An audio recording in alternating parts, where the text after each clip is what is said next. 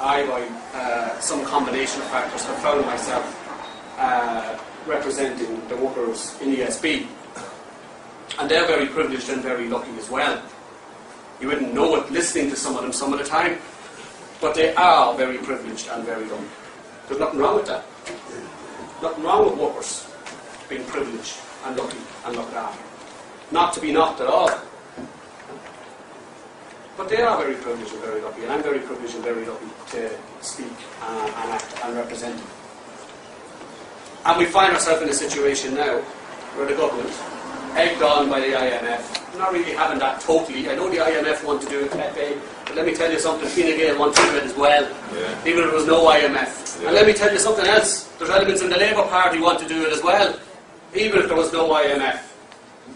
But there is, and there's an ECB and there's an EU, the people who told us we couldn't fish our waters anymore, we couldn't farm our land anymore, but don't worry, we'll give you a few bob to build roads.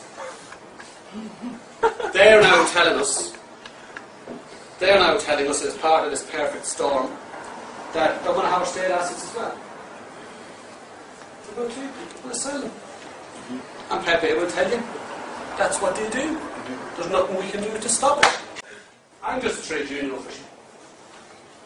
And I'm very lucky because I've got a job. It's a good job. Good job because it pays relatively well. Not the sort of figures you read in the paper, but I'm okay. And I like it. I don't be lying in bed at night thinking, oh, jeez, I have to go to work tomorrow. I like it. I'm lucky. People I represent are lucky. And the people I represent have power. Real power. In every sense. Real power. And that's an opportunity. That's a real opportunity for someone somewhere to say, stop. Enough's enough. But I've got a problem with the people that I represent who have power. Because they also have money. They're also, and they won't mind me saying this because I say it to them often enough, they're also spoiled. Because for the last 20, 25 years, when they were building this, and building that, and building the other,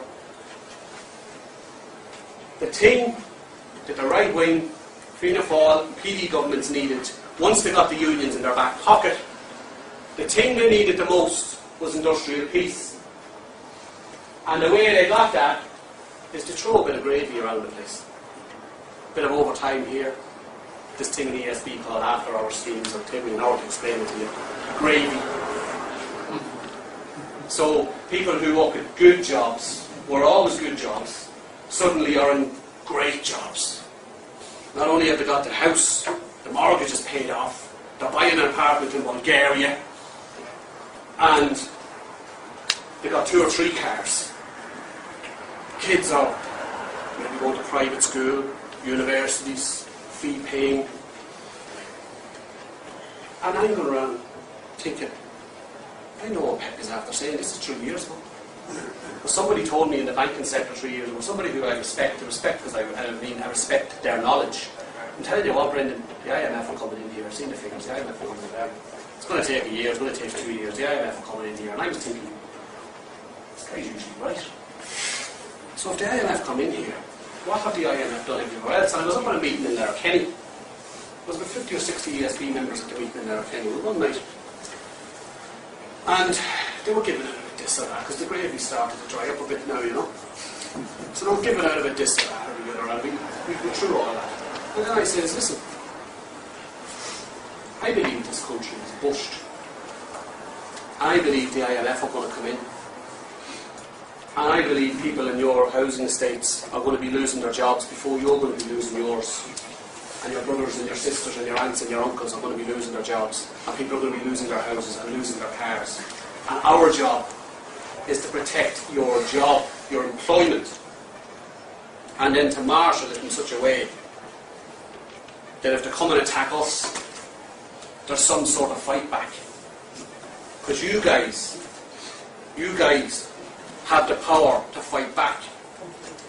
And they looked at me as if I was mad 3 years ago. I was up there a couple of months ago. And they don't look at me as if I'm mad now. They look at me now as if, how do we fight? What do we do? Because they've forgotten like we've all forgotten. So, when I heard the IMF was coming in, I thought, oh, Jesus. I know the man I thought about it, and I thought, great. I know what they're going to do now. And 6 months after they did it in Greece, they're going to want to sell the ESB. That's what they're going to do. And if I know that's coming, I've got about a year and a half now to start explaining that to the ESB lads, and let's get the shop steward movement going, and let's get a situation where the lads will put up a fight. And if we put up a fight in ESB, and it's hard to get them to fight, but we're getting there. If we put up a fight in ESB, the lads will start to believe they can actually affect change. And if they start to believe it, their mates and their brothers and their sisters elsewhere, they'll say, oh, this actually works. So what does having a fight in ESB mean? First thing you get is, well, we can't do it. We still have power stations. It doesn't make any difference. We turn out the power stations. There's another power station, that's correct. But there's no electricity ever went from a power station to that light bulb. So, we control it. So, what I envisage in the next few months, I hope to see in the next few months, Colin McCarthy, brilliant.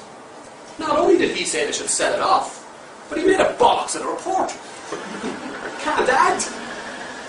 So, that's a great argument, a great advantage that we've got. So, from our point of view now, we're coming after the state assets. Coming after all your assets. Your houses, your cars, your loans, your credit card balances. Coming after the whole lot. We can't all, maybe we can, it'd be great if we could. We can't all coalesce around, some house on a community basis. Maybe that's something we need to start doing.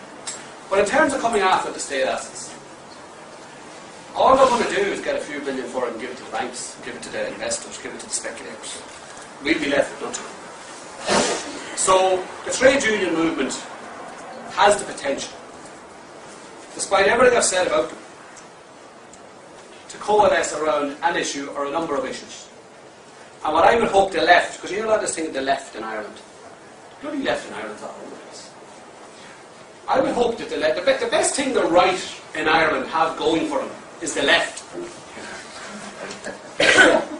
So I would hope that the left, and I say that as I'm not lying to any party, I would hope that the left, whatever part of the left it is, would say to each other, listen, we're all without Jews.